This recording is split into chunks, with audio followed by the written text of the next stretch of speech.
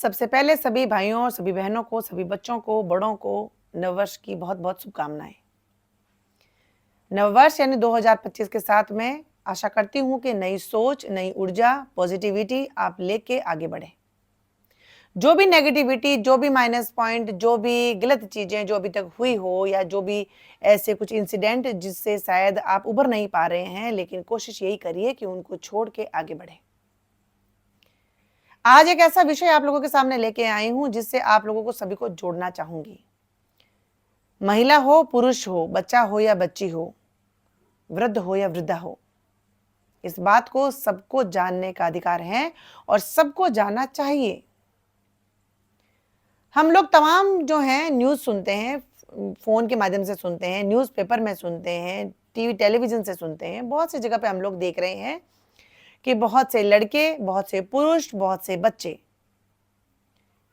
बहुत सी मादक पदार्थों का यानी बहुत सारे नशों का जो है सपोर्ट लेके और सहारा लेके बहुत से ऐसे गुनाह, बहुत से ऐसे क्राइम कर रहे हैं या फिर दुर्व्यवहार कर रहे हैं।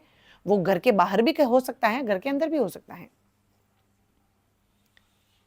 बहुत से पुरुषों को देखा है कि बहुत सारी चीज़ें जो हैं ऐसा सेवन करके, बहुत से शराब हैं वगैरह हैं, उनका नशा करके घर में जाके जैसे वो कि एक घर में भरे पूरे 5-6 लोगों के मेंबर की फैमिली के अंदर भी अपने जाके अपनी पत्नी के साथ में मारपीट करता है और फिर वो सुबह ये कहता है कि वो तुझने शराब पी रखी थी इसलिए कर रहा था।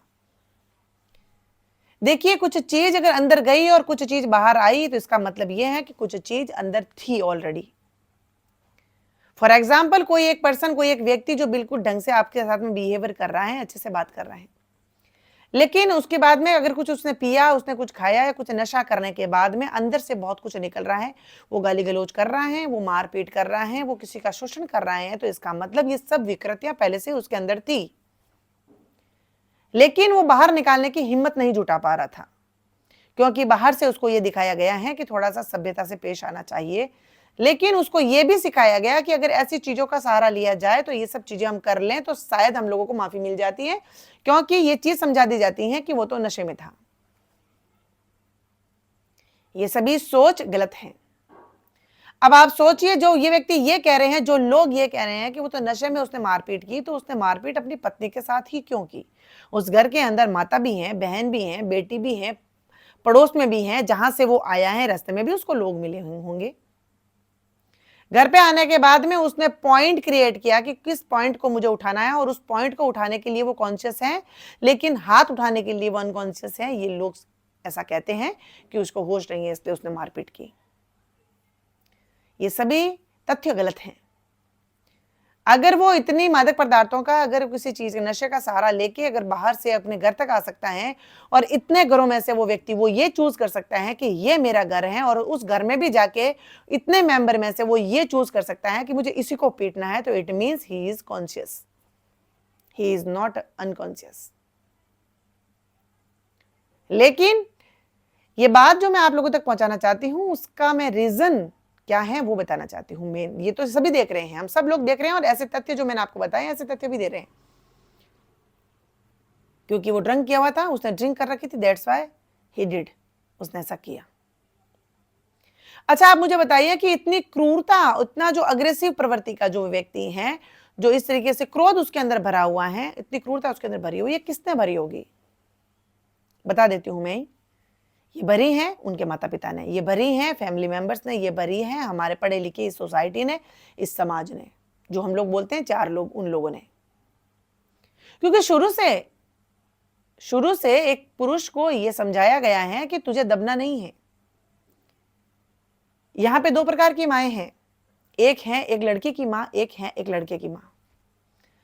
लड़की की मां के जहन के अंदर हमेशा से समाज ने एक डर डाला हुआ है कि देख तेरे बेटी है, तेरे बेटी किसी और के घर में जाएगी, वहां पे कुछ भी हो उसको सहन करना पड़ेगा। अगर वहां से घर टूट गया या फिर वो उस रिश्ते को तोड़ के घर वापस आ गई तो तेरी बदनामी है। उसके लिए चाहे जिम्मेदार कोई भी हो, आपकी बेटी चाहे इनोसेंट हो, चाहे वो कसूरवार है ही नहीं, उसके बावजूद भी अगर घर टूटा तो जिम्मेदार तेरी बेटी होगी। इस समाज ने एक बेटी के माता पिता के जहन के अंदर ये ठूंस दिया है। दूसरी तरफ है एक लड़के के माता पिता। लड़के के माता पिता के हमेशा अपनी बेटे को ये सीख रहती है देख तेरे पीछे जो आएगी वो तेरे से ऊपर नहीं होनी चाहिए, तेरे से आगे नहीं होनी चाहिए, तू दबा के रख उसको। तू मर्द तब कहलाएगा जब उसको दबा के रखेगा, उसकी आवाज बाहर नहीं निकलनी चाहिए। मारपीट करनी पड़े तो कर, गाली देनी पड़े तो दे, लेकिन वो हमेशा तेरे से दब के रहनी चाहिए, तब जाके तू मर्द बनेगा। तेरे को अगर दुख हो तो रोना नहीं है, रोया तो तू कायर हो जाएगा। तेरी कोई फीलिंग्स नहीं है। तू अगर फील कर रहा है कि मैं एक स्त्री को डांट रहा हूं, मार रहा हूं और मुझे अच्छा फील नहीं हो रहा है, तो ये फीलिंग करने का तेरे को अधिकार नहीं है। ये कि माता पिता ही सिखाते हैं। उसके बाद में ये समाज बैठ के और बात करता है कि समाज के अंदर बहुत क्राइम बढ़ रहे हैं। तो फिर मुझे बताइए कि पढ़ तो घर संतान तो दोनों है, एक लड़का भी है एक लड़की भी है, तो क्राइम सिर्फ और सिर्फ ये लड़के ही क्यों कर रहे हैं? इतना निर्दयी कैसे बन गए वो? इतना क्रूर कैसे बन गए वो? क्योंकि बनाने के लिए माता पिता जिम्मेदार हैं। माता की पुरजोर कोशिश है हमारा बेटा मर्द बन के रहे। मर्द कब है? जब वो ड्रिंक करेगा और जब वो आवाज अपनी बाहर निकालेगा तब वो मर्द बनेगा। इसका मतलब भगवान राम तो मतलब इसका मतलब मर्द थे ही नहीं, क्योंकि उन्होंने ड्रिंक नहीं किया। क्योंकि ये पढ़े लिखे शिक्षित लोगों की सोच है कि जो ड्रिंक करने के बाद में एक असली शेर जगता है, तो ये शेर बिना पिए कहां बैठ जाता है। भगवान राम ने अपनी जिंदगी के अंदर जितनी चुनौतियों का सामना किया, जितनी प्रॉब्लम को फेस किया और जितने उत्कृष्ट कर्म किए, उनको तो कहीं इन चीजों को अपनी मर्दानगी दिखाने के लिए वो रोने की जगह रोए भी हैं, दर्द भी हुआ उनको, वो चिल्लाए भी हैं, उनकी आंखों में से पानी भी, आंसू भी बहे हैं। तो क्या वो मर्द नहीं थे? क्या उनके इमोशंस नहीं थे? क्या उनकी फीलिंग्स नहीं थी? सब कुछ था, क्योंकि वो पुरुषोत्तम थे, यानी पुरुषों में उत्तम थे। उनको कहते हैं असली मर्द, जिनको दर्द भी होता है और जो कहते हैं वो हाथ भी जोड़ना जानते हैं, और हाथ किसके ऊपर उठाना है, किस तरीके से उठाना है, वो भी जानते हैं। इसीलिए अपने बेटों को निर्दयी मत बनाइए। दर्द होता है उनको, बचपन से आप लोगों ने यह सिखाया है कि तेरे को दर्द नहीं होता, तू रो मत। लड़कियां रोती हैं तो लड़कियों को दबा के रख, तू चिल्ला, तू बाहर जा, तू आधी रात को कुछ भी करके आ, किसी के भी साथ भी जा, तेरे को छूट है। छूट कौन दे रहा है? ये समाज, और इस समाज में बैठे माता पिता छूट दे रहे हैं अपने बेटों को, जो कि एक बेटी को नहीं दे रहे हैं। बेटी को जब नहीं दे रहे हो तो बेटी अंकुश में है, लेकिन अब उनको भी ये चीजें मिलने लग गई हैं। क्योंकि मैंने बोला ना, हम आज के बच्चे शिक्षित नहीं है। शिक्षित होते तो वो सभ्य होते, उनके अंदर एटिकेट्स होते, उनके अंदर तमीज होती। बच्चे हैं डिग्रीधारी, आज के बच्चे हैं डिग्रीधारी, आज के बच्चे हैं रोबोट, मशीनरी उनके अंदर फिट हो गई है। इसीलिए शायद उनके अंदर दिल नहीं रहा, और इसीलिए उनके दिल नहीं है तो उनको दर्द भी नहीं है, इसीलिए वो कुछ भी कर लेते हैं। आप लोगों से निवेदन है, बेटों को भी दर्द होता है, बेटों के अंदर भी दिल है, वो भी रोना चाहते हैं। उनको इस तरीके से ऐसे मर्द नहीं बनते हैं, ये नामर्द हैं जो अपनी कमजोरी छुपाने के लिए एक महिला के ऊपर हाथ उठाते हैं, अपना गुस्सा बाहर निकालने के लिए एक अबला पे हाथ उठाते हैं। वो सब उसको कॉन्शियस है, वो पूरा, उसको पूरे होश हैं। वो बाहर से घर तक आ सकता है, घर में से चयन कर सकता है कि किसको मेरे को गाली देनी, किसको मेरे को पीटना है। इसका मतलब ही इज कॉन्शियस, बट उसको आप जगह नहीं देते हैं।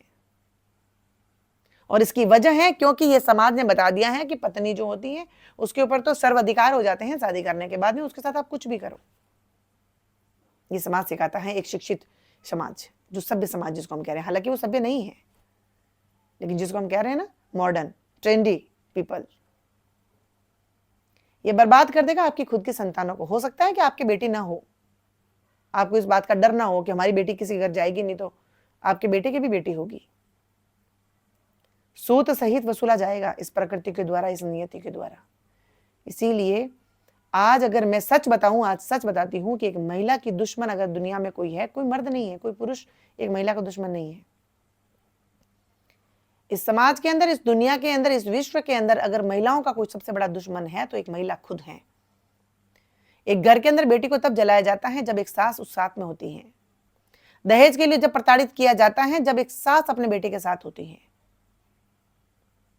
एक बच्चा जन्म नहीं दे पाई, उसको कहते हैं कि मारपीट करना, घर से बाहर निकाल देना, उसके ऊपर प्रताड़ना करना, उसका शोषण करना जब होता है जब एक उस घर की महिला इस चीज को परमिट करती है, अपने बेटे को परमिट देती है। अगर जिस दिन एक घर की महिला ये कह दे कि घर के अंदर कुछ भी अगर महिलाओं के अगर किसी प्रकार का शोषण हुआ तो मैं एक बेटे को घर से बाहर निकाल दूंगी, बेटे सब अंकुश में रहेंगे, सभ्य तरीके से रहेंगे, हर घर में एक राम होगा। इसीलिए सोच को बदलिए, दुनिया बदलेगी, जमाना बदलेगा, जनरेशन बदलेगी। सोच, जनरेशन तो हमारे बाद की बात है ना, सोच हम बदलेंगे तब जाके हमारी जनरेशन बदलेगी, तब जाके हमारा बेटा। वही डर जो एक लड़की के माता पिता को है कि अगर मेरी बेटी ने गलती की तो वो लोग घर से बाहर निकाल देंगे, यही डर एक बेटे के माता पिता के दिल में भी होना चाहिए कि अगर तूने कोई गलती की और इस तरीके से अगर कोई शोषण करने की कोशिश की तो तेरे को घर से बाहर निकाल देंगे। हिम्मत नहीं होगी किसी बेटे की किसी एक लड़की पे हाथ उठाने की, अबला पे हाथ उठाने की, इसको कमजोर समझने की, जिस दिन एक नारी नारी के पक्ष में खड़ी हो गई। इसीलिए ये ढोंग रचना बंद करिए, ये स्वांग रचना बंद करिए। नारियों को सम्मान नहीं मिल रहा, नारियों को मान नहीं मिल रहा। पहले नारी नारी को तो सम्मान दे दे, एक नारी नारी की इज्जत करना सीख जाए, पूरी जमाना इज्जत करनी सीख जाएगा। ये सच है, कड़वा है पर बहुत बहुत कड़वा सच है।